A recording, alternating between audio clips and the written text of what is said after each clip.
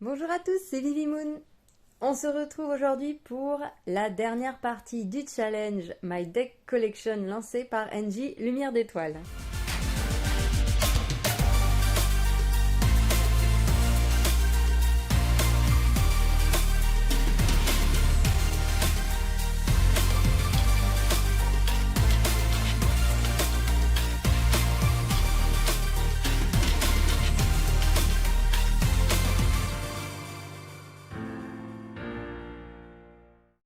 Alors voilà, c'est la troisième partie et dernière partie du challenge. Donc comme les deux dernières parties précédentes, j'ai un peu triché. J'en ai pas toujours qu'un seul à vous présenter. Voilà, parce que c'est compliqué pour moi de faire des choix. Déjà là, j'ai vraiment galéré. Mais voilà, on va clôturer quand même ça correctement. Et on commence tout de suite avec la 15e question, donc le jeu dont les illustrations m'inspirent le plus. Alors, j'ai failli la switcher cette question-là, tellement, en fait, tout m'inspire en fait dans l'absolu. C'est très très compliqué de se décider de toutes. Toutes, mais qui donc c'est quoi cette question en fait? Donc bon, je me suis quand même décidée pour deux. Donc on a le Lightyear Tarot, voilà, avec des illustrations magnifiques, très inspirantes aussi.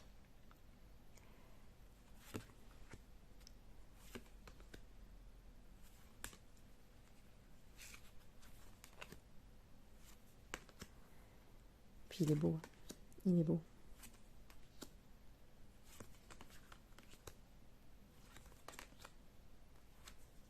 J'aime beaucoup la vision de l'artiste pour les différentes cartes, ne serait-ce que là, le cavalier de coupe. Voilà, franchement, j'adore ce deck. J'adore. De toute façon, il est utilisé dans mon intro, hein, donc c'est pas pour rien non plus. Trop belle. Celle-là aussi. Il est fou ce jeu, il est incroyable.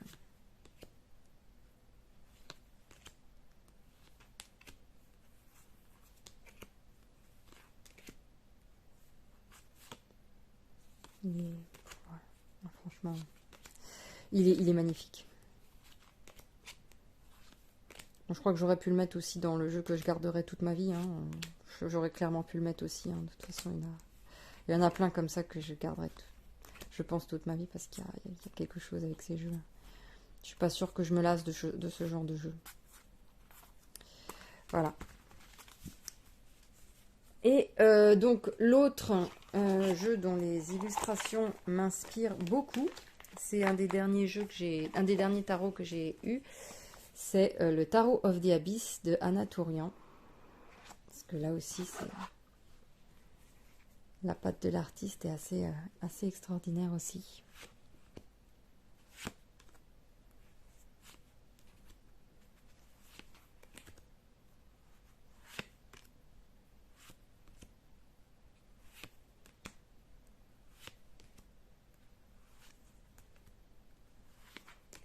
Comme dit, les jeux, vous pouvez les retrouver en review sur ma chaîne.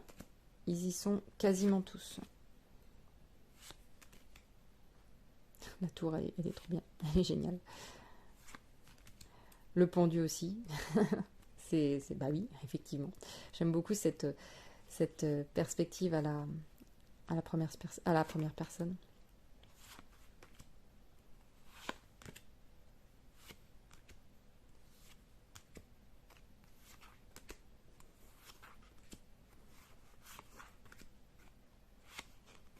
Voilà. Voilà pour ces deux jeux. J'ai beaucoup triché quand même, hein, je trouve. Le jeu dont le livret m'inspire le plus. Alors, le jeu, oui, non, le livret qui m'inspire le plus. Alors, très honnêtement, j'ai hésité avec, comme beaucoup, je pense, avec le livret du Lightyear. Et au final, je me suis décidée pour deux autres livrets. Le Lightyear, je le trouve super, mais par contre, c'est juste une question de... comment de mise en page, je trouve que le fond ressort trop et du coup on a du mal à lire tout de suite, les mots ressortent pas tout de suite. En fait, le fond est trop présent en fait. Après, c'est pas un fond chargé, hein, c'est bleu avec des étoiles, mais il est trop fort en fait. Et du coup, on a du mal à lire, je trouve. Donc du coup, je me suis rabattue sur celui-ci, hein, le livre Histoire de sorcière, ne serait-ce que voilà la présentation, j'adore. Donc ça, c'est le guidebook du livre Histoire de sorcière de Sherkana Sakra. Et puis, ce que j'aime aussi, c'est... déjà, il est tout en couleur, il est très joli aussi. Et puis, c'est toujours la petite phrase, en fait, qui accompagne. Voilà, ici aussi. Une explication de la carte, et puis la matière à réflexion. Franchement, je le trouve super bien fait. Et agréable à lire, en fait. Là, par exemple, il y a le fond est blanc. Donc, bon, après, j'ai rien contre le fait qu'il y a un fond derrière, mais quand il est trop présent, du coup, c'est plus compliqué de capter tout de suite les mots. Donc voilà, celui-là j'aime vraiment beaucoup. Et puis en plus il est très joli, on dirait un petit grimoire comme ça. Et puis l'autre que j'aime aussi, qui m'inspire beaucoup, c'est celui aussi que j'ai eu dans la box thème astral. Parce que voilà, on nous parle vraiment de tout ce qui fait un petit peu l'astrologie, maison, planète, signes, etc. De façon simple, accessible et rapide. Et moi j'aime quand on va à l'essentiel en fait. On a une espèce de petit condensé dans un livret comme ça et franchement j'adore, ça m'inspire beaucoup quoi. Donc voilà pour les deux livres qui m'inspirent. Ensuite, le jeu que j'utilise rarement de peur de l'abîmer. Alors j'en ai deux pareils. On a d'abord celui-ci, L'Oracle des Lumières d'Inanna de Karine Vigourou. Alors pourquoi parce qu'en fait, il est très très bien et très très beau. Bon, elle restera dedans. Il est très très beau, mais il y a un revêtement sur les cartes. Ça c'est mon deuxième jeu déjà. Le premier jeu, je lui avais dit qu'il y avait un souci parce que au bout de 2 ou 3 fois qu'on mélange les cartes, et pourtant je fais très très attention, toujours, le pelliculage qu'il y a dessus était en train de s'enlever. Donc en fait, le pelliculage est transparent, c'est un petit peu comme un pelliculage transparent. Donc il se soulevait et on voyait la carte en dessous. La carte n'était pas abîmée, limite j'aurais pu le retirer un petit peu comme une seconde peau, et j'avais la carte en dessous, voilà, sans problème. Hein. Mais ce pelliculage s'enlevait, on le voyait sur les bords, et on pouvait carrément le soulever. Et donc en fait, elle m'avait dit que effectivement il y avait eu un petit souci pour certains decks, et elle m'a très gentiment renvoyé un deuxième gratuitement. Bien sûr, je lui ai envoyé les photos pour lui montrer ma bonne foi. Mais ce qui se passe, c'est qu'en fait, le souci se reproduit avec ce deck-là aussi. Donc, du coup, je l'utilise, mais pas beaucoup, parce que voilà, j'ai peur de l'abîmer, en fait, que le pelliculage s'enlève de nouveau, et voilà. Mais sinon, il est bien aussi. Hein. Il y a 88 cartes, je crois. Donc, il est énorme. Hein. Il y a vraiment de quoi faire. Ah bah tiens, c'est le dernier, celui-là. Oui, 88, c'est ça. Donc, il est super bien. Mais effectivement, il y a un petit souci de pelliculage sur ce jeu. Donc, voilà. Mais sinon, il est très complet. Hein. Il est très, très complet. Voilà. Donc celui-là, voilà, je l'utilise en faisant très attention, et pas trop. Et il y en a un autre que je vous ai par contre jamais présenté encore, que je vais vous présenter incessamment sous peu, parce que ça fait un petit moment que je l'ai, mais je ne l'ai pas encore présenté. C'est le Astro Soul Oracle Deck, qui lui aussi coûte un bras. Voilà, ça c'est le dos, ça c'est la boîte. Très très beau. Pareil, c'est un auto-édité en Amérique. Bon, celui-là, je l'avais acheté avant qu'il y ait cette histoire de frais de douane. Mais en fait, alors c'est sur l'astrologie, bien sûr. Hein, donc, on a les maisons, on a les signes, etc. Mais quand j'ai regardé les reviews, alors, je ne l'ai encore jamais utilisé. Je ne l'ai encore jamais tiré avec. Et pourtant, il s'abîme déjà. Et je l'avais vu sur d'autres reviews, mais je l'ai vu qu'après. En fait, il y a des dorures. Et les dorures se craquellent, en fait. Et c'est franchement dommage parce qu'il est super beau. Il est magnifique. Donc là, on a les maisons. Donc on a à chaque fois des phrases hein, avec les signes qui se rapportent à la maison. Donc ça, c'est bien. Donc vous voyez là, par exemple, il y a déjà des petits espèces de coups. Je sais pas ce que c'est en plus. Parce que comme dit, je l'ai jamais utilisé. Donc il y a des petits trucs. Et je sais plus sur quelle carte je l'ai vu. Mais il commence à se craqueler en fait. Et pourtant, comme dit, je l'ai jamais utilisé. Hein. J'ai fait que le regarder. Mais il est beau, hein, sinon il est magnifique. Hein. Franchement, c'est une tuerie. Mais je l'ai vu tout à l'heure quand j'avais pris le jeu. Et là, je le retrouve pas. Mais voilà, on a au niveau des dorures, voilà, ça commence à se... Comme si on les avait rayées, en fait. Voilà, comme si on avait des rayures dessus. Ça se craquelle, ça se raye un peu. Je sais pas comment dire. Je sais pas si on peut le voir, par exemple, ici. À ce niveau-là. Ici, là. Il y a comme des petites, voilà, des petites rayures, des craquelures. Et ça encore, je l'ai jamais utilisé, donc j'ai déjà ça. Et c'est pas un défaut, hein, parce que effectivement, ceux qui avaient fait la review, donc il y avait Kevin Meunier, puis des Américains.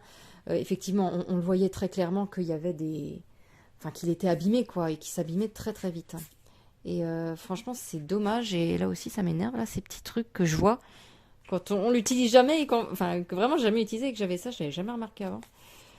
Enfin bon, voilà. Mais sinon, ça reste un deck magnifique, mais que j'utilise pour l'instant pas. Et j'ai trop peur qu'il y ait des rayures qui se craquent et voilà quoi. Mais je vous ferai la review quand même, hein, parce que ça reste un jeu trop beau que vraiment je trouve magnifique. Ensuite, le jeu le plus original de ma collection, je ne vous l'ai pas encore présenté. Là, c'est pareil, celui-là, je pense que je vais vous le présenter très bientôt sur ma chaîne. Mais c'est pour les enfants, c'est pour les grands aussi, hein, et on peut le faire, mais c'est plus tourné vers les enfants. C'est Les Contes de l'âme du monde. 22 leçons de sagesse à partager avec vos enfants.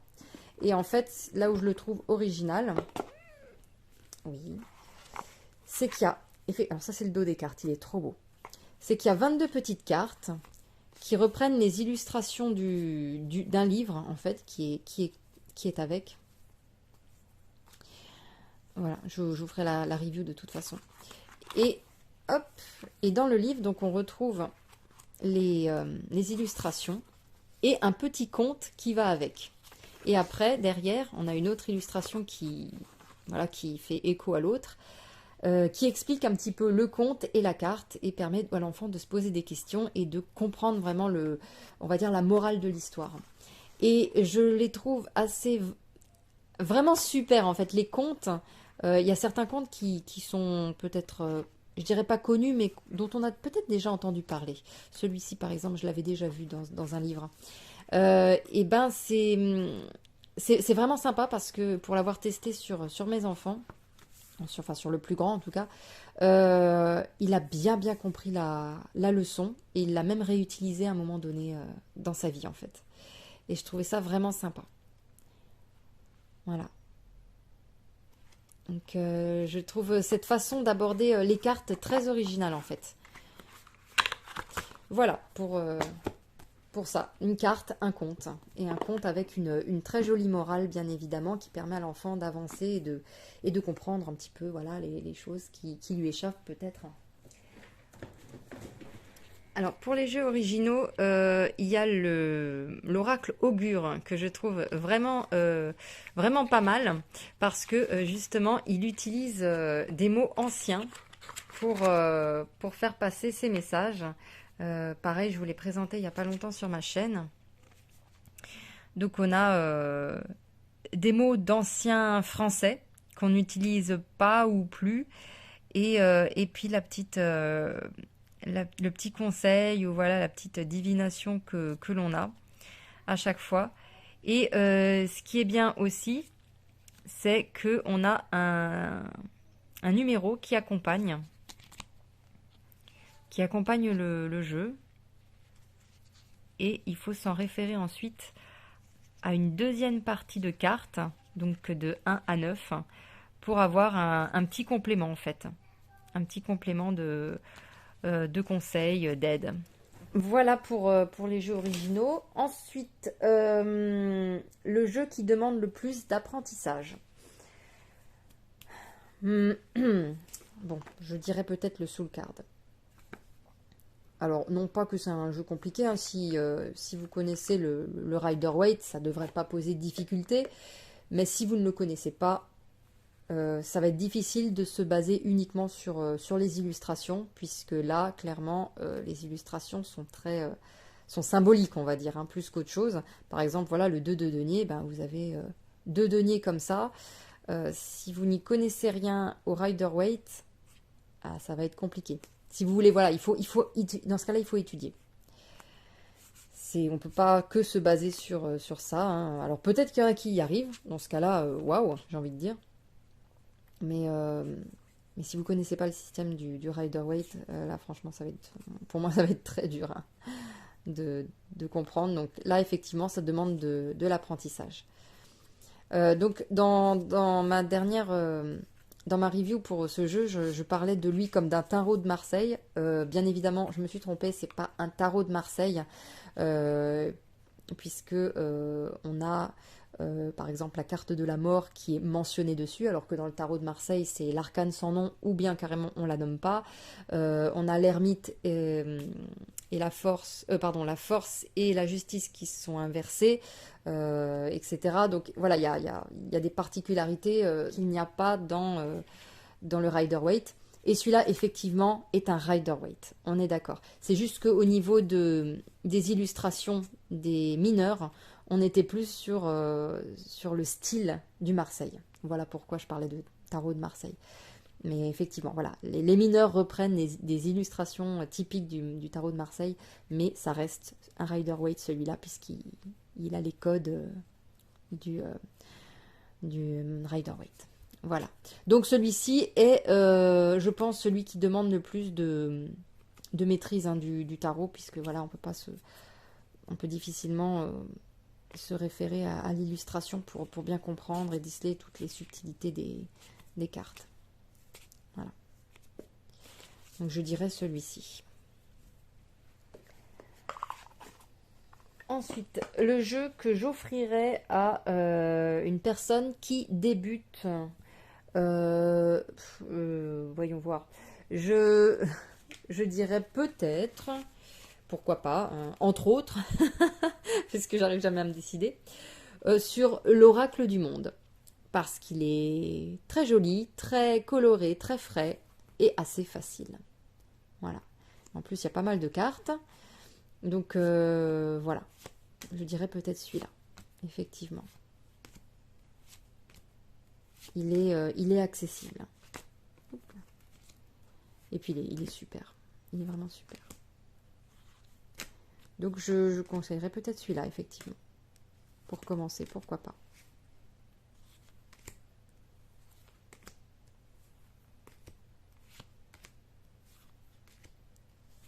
J'adore ce jeu aussi. J'adore aussi ce jeu. Voilà pour le jeu que je conseillerais à un débutant. Et pour finir, la dernière question. C'était quoi déjà? Le dernier jeu, oui, que j'ai acheté. Le petit chat. Alors, c'est celui-ci que je vous ai montré il n'y a pas longtemps, review. C'est le Soul Cat Tarot de Adam Hollers et Liza Robertson. Voilà. Je vous le remonte vite fait, mais je l'ai présenté il y a vraiment pas longtemps. Bon, tu vas rester dedans toi aussi. Tu veux pas sortir, bah tu restes dedans. Voilà. Et voilà, celui-ci, j'avais dit que je le ferais gagner. Dès que j'aurai atteint les 100 abonnés, je vous ferai gagner ce jeu. Voilà, je choisirai quelqu'un et je lui ferai gagner.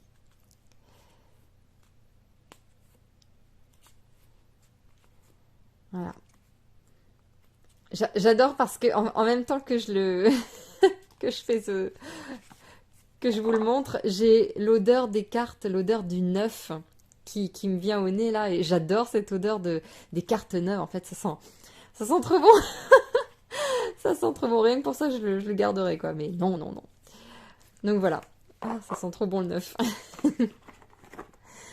Voilà. En plus, il y a un gros livre avec. Hop. Voilà.